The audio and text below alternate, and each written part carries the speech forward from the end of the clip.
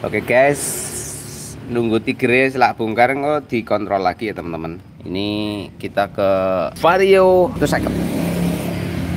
Vario Peko. Ini kalau ditarik ambles bos, tenaga nih. Kita lihat pakai data ya, biar lebih gampang.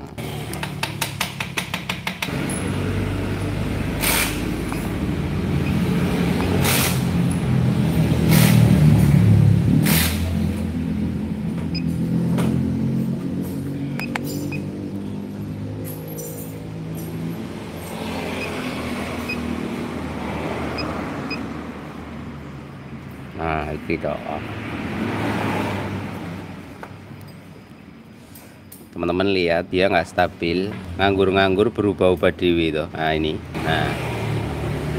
ini bukaan gas alias pembaca throttle position sensor ya. Kalau ini derajat bukaan. Nah, bukaan gasnya ini sensore. Teman-teman fokus di bukaan gas derajatnya sama tegangannya. Itu kan naik di 22,5 derajat, 1500, 1900, 2000 derajat naik terus ya bos. Nah turun loh di 16 derajat dia turun. Nah ini loh, kita gasnya pentokin ya, anjlok. Gasnya pentokin, anjlok. Ini saya turunin 0. Nah di 410 saya tambah lagi, naik.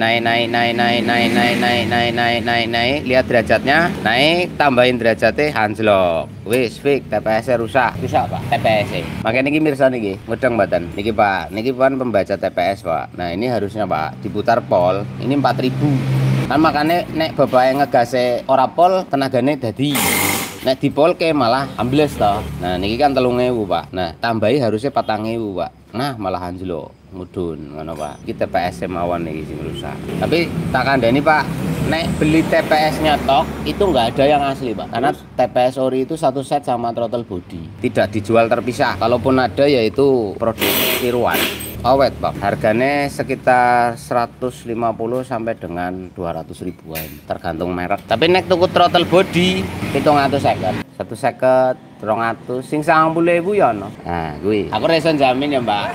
Lele TPS ya, tapi yang sudah sing wis-wis ya lumayan awet ya, tahunan lah. Tapi kalau nanti kok berapa bulan kambuh lagi berarti ada masalah lain. Syukur ganti TPS tok terus penak ya, tapi sing wis ya TPS ganti yuk, nanti beberapa tahunnya akan datang. Oh masuk bengkel ora dadi. Iya ndak punya alatnya sih pak buat baca. Sekalian servis mawon di servis totalan di siap. Oke ya teman-teman, ini kebaca udah. Keluhan dari owner Varionya ini apa namanya, motornya kalau digas malah mendem. Nah itu masalahnya di TPS saja. Nanti saya kasih lihat. Mas Gesit bongkar oke. Nah sekarang kita belajar yang lain ya teman-teman. Semoga bermanfaat lah.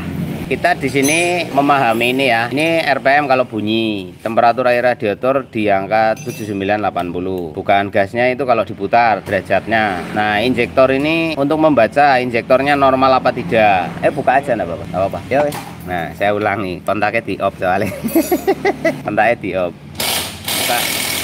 Buka jo, saya ulangi pelajaran singkat. Kita ke data sistem FI ya, pas ya. Injektor di milisecond.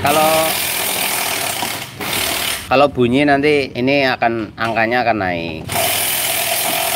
Waktu pengapian ini dinamis ya, ini dinamis, tidak ada patokan. Dalam arti kalau bunyi nanti dia akan berubah. Tegangan aki ya jelas pembacaan tegangan aki, temperatur air radiator ini, suhu air radiatornya kan ada sensore. Nah sensore tegangannya sekian. Nah ini ada batas, ada maksimal, ada minimal.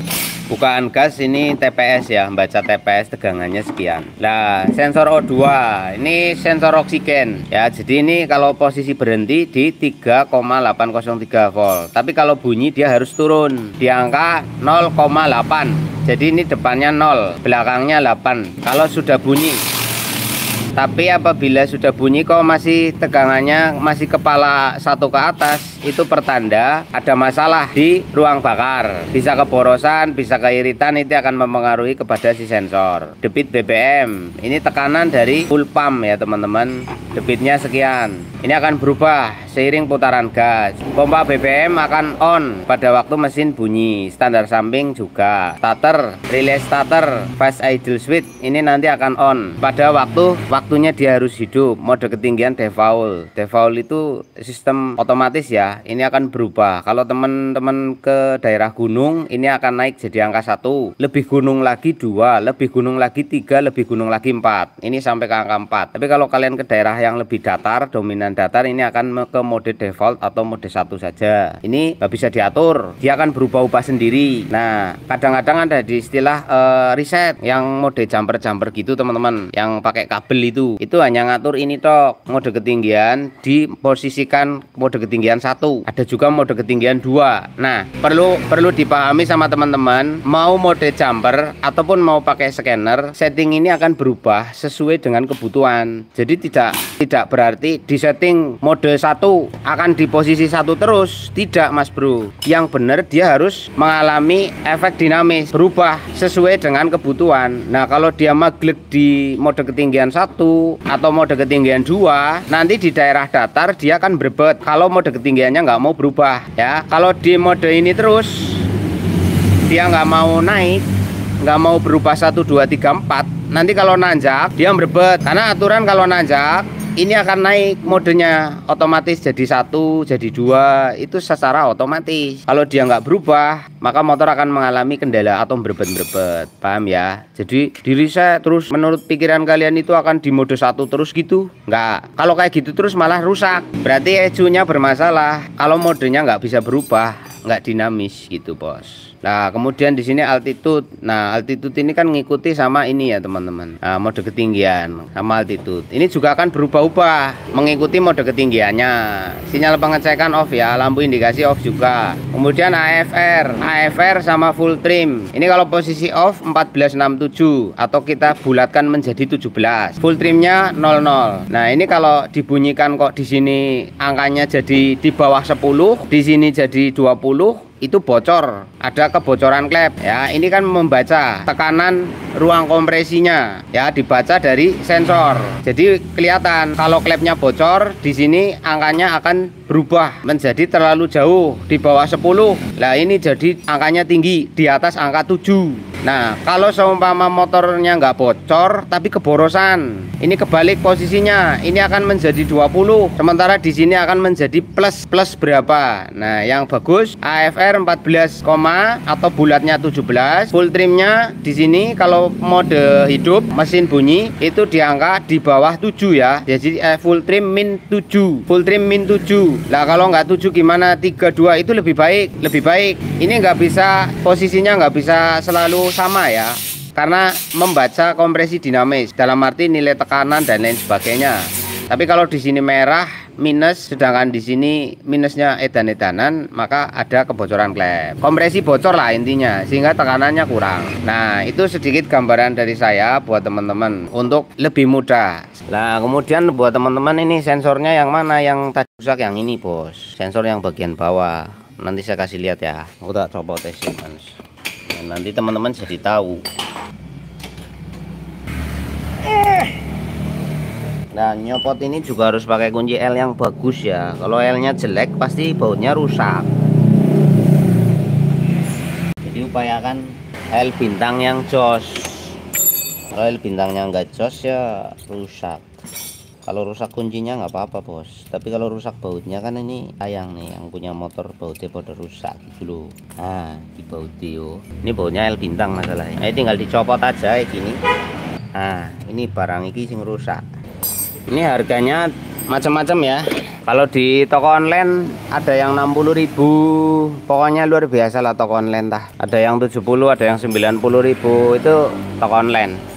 Nah, ini kita ganti ya, beda warnanya ya bos, namanya juga gantian gitu loh bos. Kita coba pakai yang ini ya. Ini kadang-kadang baru pun ada yang error loh. Jadi teman-teman kalau beli TPS itu pastikan ada alat pembacanya. Alat pembacanya itu penting, soalnya baru error ikut saya sudah punya berapa itu, beli baru dipasang error. Nah, namanya barang elektronik ya. Jadi kalau kalian belanja kayak gini, resiko itu barangnya barang rusak. Barang elektroniknya kayak gitulah, itu berpotensi. Kamu sana sih ngatur TPS-nya tuh. Nyoh. Nah, kita baca lagi ya cok. Ini tuh alatku. Oke. Nah, kita baca lagi, ceklek.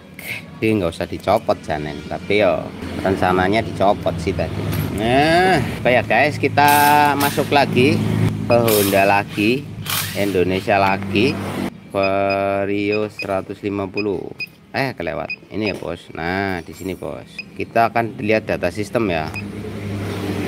Nah, ketinggian sih, turunkan sih. Nah, ini bisa diatur ya, teman-teman, dengan cara menaikkan atau menurunkan. Kalau didengkul ke tegangannya turun, kalau diangkat tegangannya naik ya. Turun ke. Apa kencengan lho ya ngasang aja sih toh. Wis. Ayo tekan ke bawah, turunkan. Nah, wis kayak mau. Nah, kita atur di maksimum ya. Angka segini ndak apa-apa. Mau 507 wis, yuk kencengi. Ini pakai tab yang baru, harus di set ulang dulu teman-teman, ndak asal pasang. Jika tegangannya terlalu tinggi nanti akan mengalami motor bisa bandang, ngegas dewi. Kalau terlalu rendah angkatannya berbet, telat. Nah, kita bikin aja di angka segini ya. Maksimumnya 527 ya, Bos. Standar umum lah. Nah, paling bawahnya berapa? 410 ya. Ini tegangannya kan bisa diubah-ubah. Tinggal didengkul ke apa dinaik kayak gitu. Kalau naik ya ini kita di 527, kalau diturunkan di 410. Nah, kita ambil di sini aja. Sekarang kita coba perhatikan derajatnya, kemudian gas-gasannya. Naik ya. Ini saya putar secara perlahan. Perhatikan derajat putarannya. Nah, 3000, tak 4000, Bos. Ya, nggak turun tuh. Bukaan gasnya 80 derajat maksimum. Kemudian tegangannya di 4427, teman-teman. Nah, kita lepaskan secara perlahan, turun, kita gentak, normal, kita hentak, normal, kita hentak, normal. Oke. Nah, ini kita turunkan. Lah, kalau bukan gas ini kita tinggikan di 527 seumpama, ini nanti di atasnya akan menjadi 4400 lebih dari 27 karena atau bawahnya naik, otomatis atasnya juga naik gitu. Harusnya kan makin tinggi makin bagus, Mas Bun. Tidak, kalau ini terlalu tinggi nanti akan memberikan info kepada injektor untuk menyembur lebih banyak, jadinya boros. Jika tegangan ini terlalu tinggi, otomatis injektornya akan naik tinggi ya, jadi boros. Lah, kalau gitu diturunin dong biar irit. Ya, irit, tapi motornya telat, gasnya akan telat-telat karena ini berkoneksi dengan injektor ya. Kalau dalam posisi hidup kita hidupin. Nah kan meninggi, grek. Itu sistem otomatis. Nah, ini kekecilan RPM-nya. Cara ngaturnya di air skrunya. Air skrunya buka itu, setelan udara nih. Nah ya, putar ke belakang. Nah, kebanyakan. Tambahin dikit lagi. Nah, itu buat nyetel setelan tensi stasioner ya, Bos. Kalau dibuka ke belakang atau putar kiri, ini akan naik tegangan putarannya. Nah, bukaan gasnya ini posisinya nanggung, bisa karena tali gasnya balik era sempurna. Nah, oke. Nah, di sini injektornya di angka segini, Bos. Ini normal ya. Nah, ketika ini naik, tegangan ini naik, ini juga akan naik. Kita putar. Nah, ini motor sudah sistem eco ya. Sistem eco itu akan mengurangi nilai output injektor pada putaran tanpa beban ya. Pada putaran tanpa beban ini malah justru akan mengecil. Ini sistem eco atau penghemat sistematis pada motor metik. Karena ini tanpa beban jadinya akan ke angka 1 malah. Nah, oke. Karena tanpa beban tapi mesin tetap berakselerasi mesinnya. Tapi kalau kita hendak kontan, ini akan naik tinggi karena ada beban angkat. Perhatikan, saya gas kontan naik sampai 8 ya, naik sampai 8. Itu kayak gitu, teman-teman, tanpa beban. Kan tombol econya nyala, lep, ini mengecil. Nah, kalau ininya rusak, posisi langsam stasioner ini sudah angka 3 lebih. Nah, ini harusnya makin mengecil, itu normal. Nah, sensornya ini akan turun. Nah, mode ketinggian berubah toh, karena tadi dihentak. Nah, gitu loh. Nah, perhatikan. Nah, paham ora? Tuh.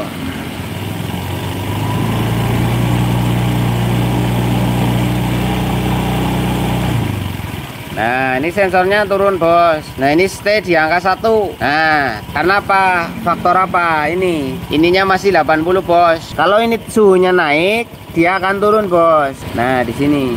Nah, yang sempurna adalah pompa debit BBM sama altitude sama. Altitude-nya 998. Di sini bagusnya itu angka 9 juga. Gitu loh. Tapi karena ini sensornya belum menemukan titik sempurna, sehingga ini masih mengurangi. Kenapa? Sensor tinggi dianggap boros hingga debit BBM mengurangi. Nah, nanti kalau ini mulai agak normal, ini akan normal.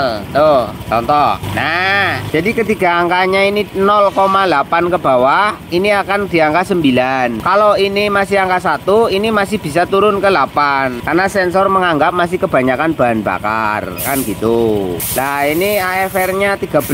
Nah, ini kan 12 tuh. Nah, ini nggak stabil. Ini ada masalah. Nah, ini perhatik no. Nah, kan minus. Nah, kalau kayak gini aja normal, tapi kan lama-lama tuh, ya. Nah, jadi nggak stabil, bos. Ini ada kebocoran dinamis. Kebocoran dinamis itu karena faktor filter udara kotor, throttle body kotor, ya, sehingga injektor nyembur, tekanan udaranya nggak stabil, bos. Bisa kebanyakan bensin karena udaranya yang kurang. Kalau injektor itu ajek sesuai dengan tegangan yang dihasilkan. Nah, otomatis ketika udaranya kurang, bahan bakarnya ajek, jadi kayak kebanyakan bahan bakar. Nah, sensor O2 membaca keborosan, otomatis injektor akan mengurangi. Akhirnya motor jadi angsamnya nggak stabil, bos.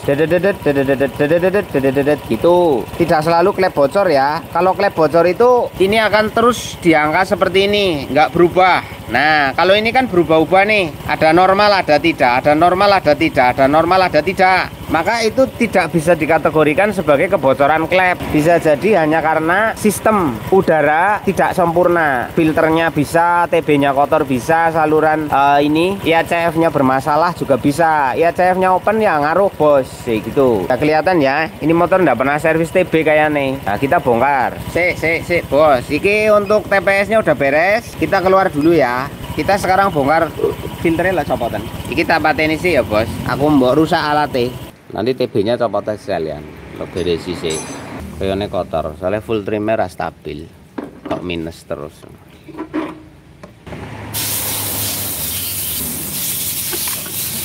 Nah, iki resik walah.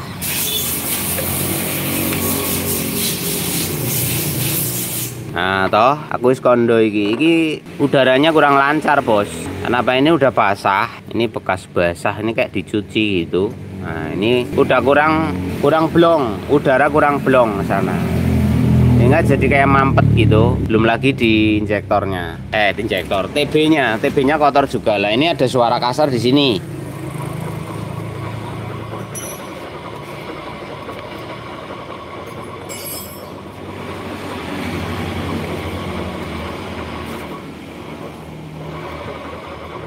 Ya, ke belakang muni, ke depan muni. Ini pertanda apa? Ini lahar puli, bos. Jadi lahar puli itu pada posisi diem kayak gini. Ini bunyi, bos. Nah, kalau lahar bak gimana, Mas Pun? Lahar bak juga bermasalah, tapi biasanya timbul suara itu ketika ada beban. Ingat, lahar bak itu akan suaranya kasar manakala ada beban. Contohnya jalan angkatan. Kalau jalan angkatan itu maksudnya kamu habis berhenti, kamu jalan lagi, kan itu angkatan. Nah, ini beban tumbuhnya di sini, bos. Ya, beban tumbuh di sini tinggi.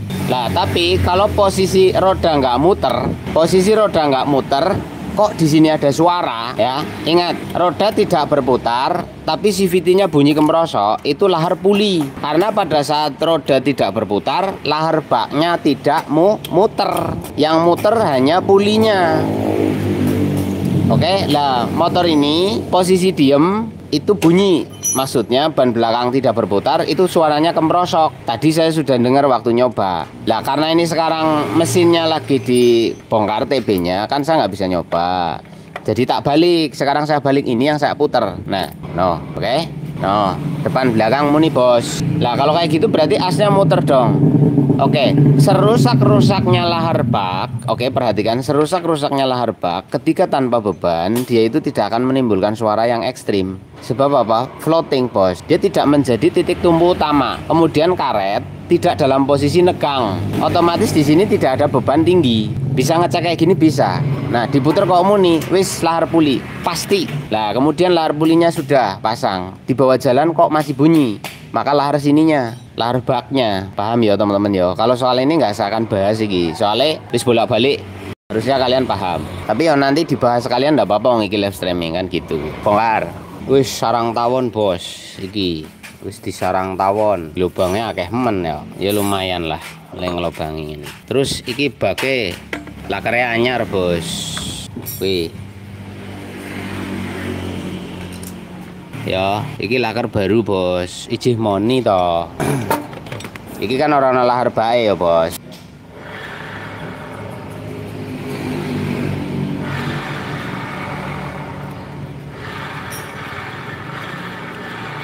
Iki namanya lahar puli bos. Oh, prediksiku lah tepat. Coba ten, lahar puli moni. Aja juga lah jangan nongok siripe tugel. Iku ngajak bodoh jan. Iki siripe wis ketil ya. Ih ngawur iki alah cuk. Iki korban lagi pak. Iki bengkele yakin diancuk tenan. Ngapura ya iki sing dandani motor iki. Iki pak kalau masang kayak gini belum pas itu jangan dipaksa. Iki kita baru bongkar loh. Nah ini kan baja. Ini baja lah ya. Baja ini ketika masuk sini belum sempurna. Itu jangan didorong pakai mur ya. Jadi harus mapan sempurna dulu, baru dimur. Nah ini kayaknya belum mapan sempurna, itu dimur. Walhasil apa? Lonyek bos. Karena tidak pada alurnya. Nah, iki rusak iki. Aman ndak? Yo aman sih. Tapi kan suwi-suwi ya lojos. Iki lo bos, lojosnya lo bos. Beruh kowe. Nah, beruh dah. Alurnya itu dipaksa bekasnya ini. Kan procel kruk as itu loh, kruk as iki lho. Iki nek dandan iku gantine kruk as bos.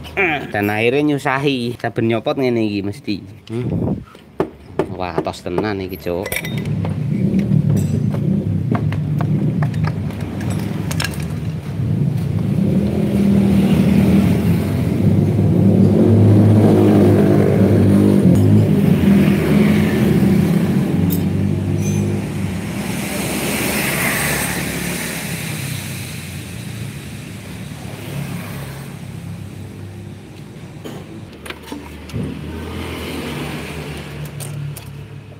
Jeber. Seneng iki nek bengkele kok ngene kabeh motore do remuk. Iki bel normal. Kita lepas yang ini. Anyar. Iki anyar, bos. Iki pasti kok padha sompral iki, Pak. Kita putar yang ini. Oke.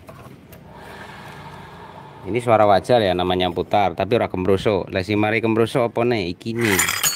Iki pak, lahar yang ini pak, lahar pelornya. Kita pasang lagi ya.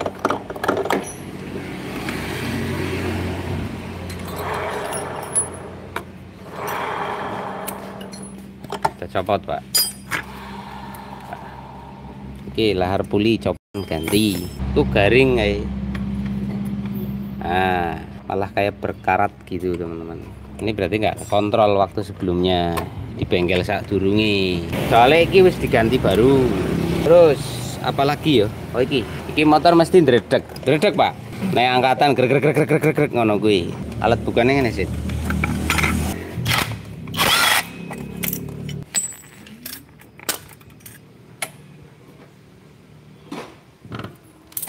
Nah ini silnya ini nggak akan awet. Bentar-bentar bocor. Ini bocor ya. Tuh. Karena apa? Karena ini sudah oblak. Ini kita tekan, ini kita goyang. Nah, goyang bos. Jadi ini udah kayak gini. Makanya seal nggak akan mampu menahan fat di dalamnya. Jadi bocor terus, fatnya akan keluar ke sini terus. Iki silnya baru ini loh. Ini udah ganti seal, sealnya baru. Ini nggak akan lama nih, 3 bulan lagi guys tambah parah iki. Bocor kabeh kemana-mana. Lalu grace-nya hilang. Ini tambah rusak karena udah goyang. Nah sementara untuk pelumasan puli ini hanya ngandelin grass atau fat, tapi penahan fatnya bocor. Ini udah mulai keluar tuh, ya kan? Udah mulai keluar. Kita kasih lihat ya.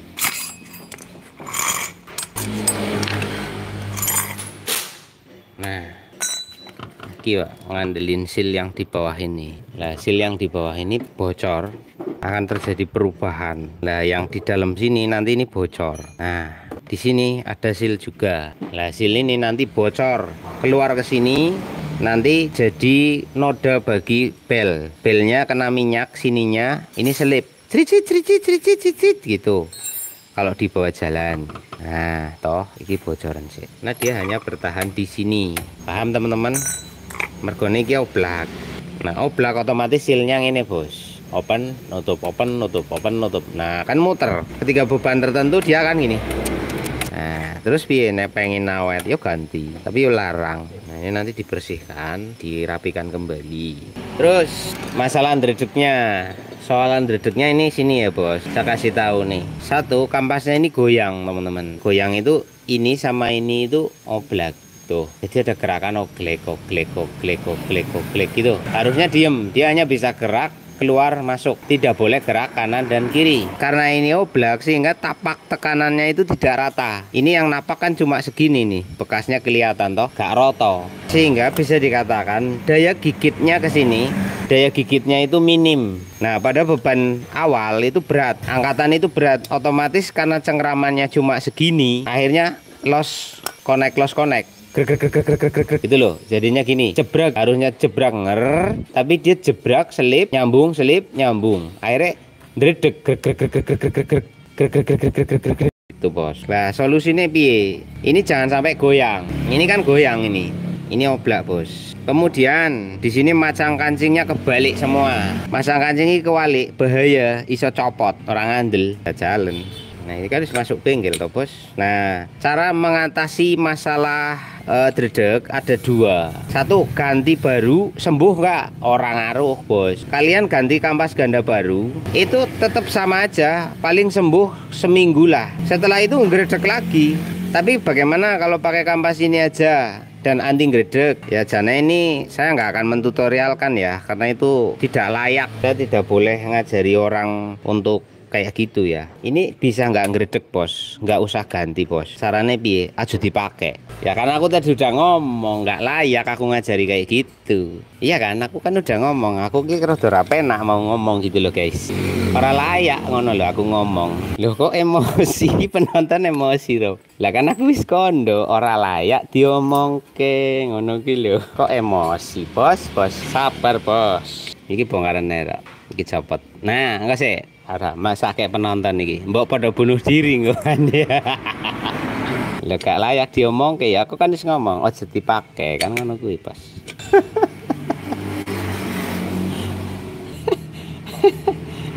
Ora ganti diganti baru sembuh nggak? Ora mari bos. Serius. Diganti baru ora mari.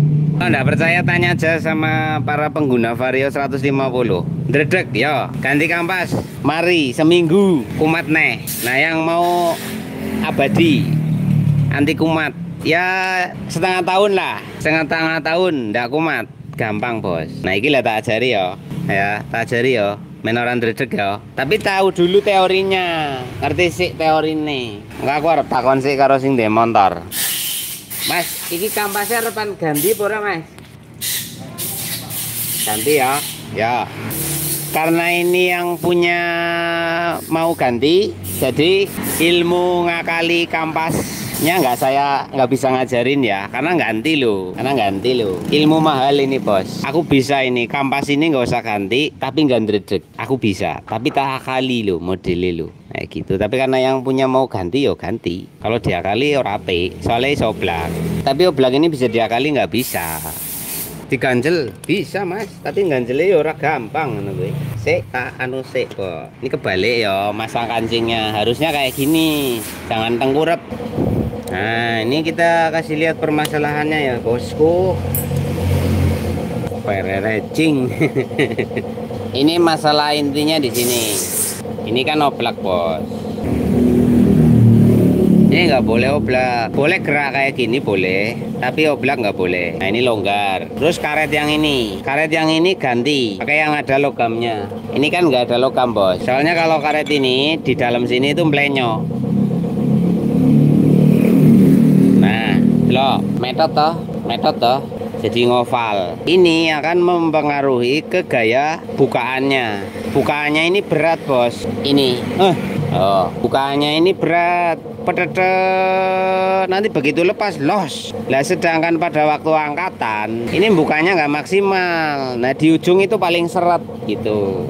Nah, kita ganti pakai ini, Bos.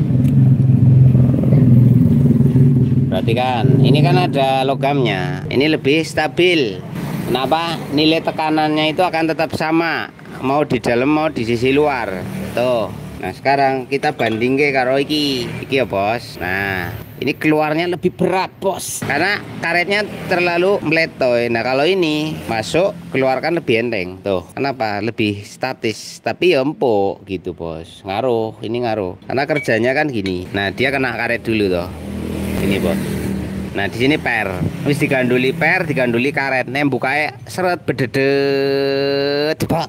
Gitu loh, angel. Ini, Bos. Loi. Nah, ini saya ganti karo ngene iki lebih stabil ya. Set lebih ringan. Oke? Karena dia itu tidak meletoy. Tapi kalau kayak gini, itu akan menciptakan rem. Jadi cepat nih tekanannya. Kalau dipolke ada beratnya dulu baru jebot gitu loh, Bos. Kalau ini enggak. Paham enggak di sini? Jadi dia nanti ketika ada gaya putar, terlontarannya lebih stabil. Lep, jedep. Lep, jelep, lep, jelep. Nah, karet ini berputar, Bos. Pada waktu buka, nah, tuh. Jadi ada gerak kayak gini, ser ser. Ser ser ser ser ser ser ser ser. Kalau kayak gini, ser, dia ke sini. Seret. Kalau lepas, dia kayak gini. Set set set set. Perhatikan titiknya. Nah, geser toh. Nah, geser toh. Nah.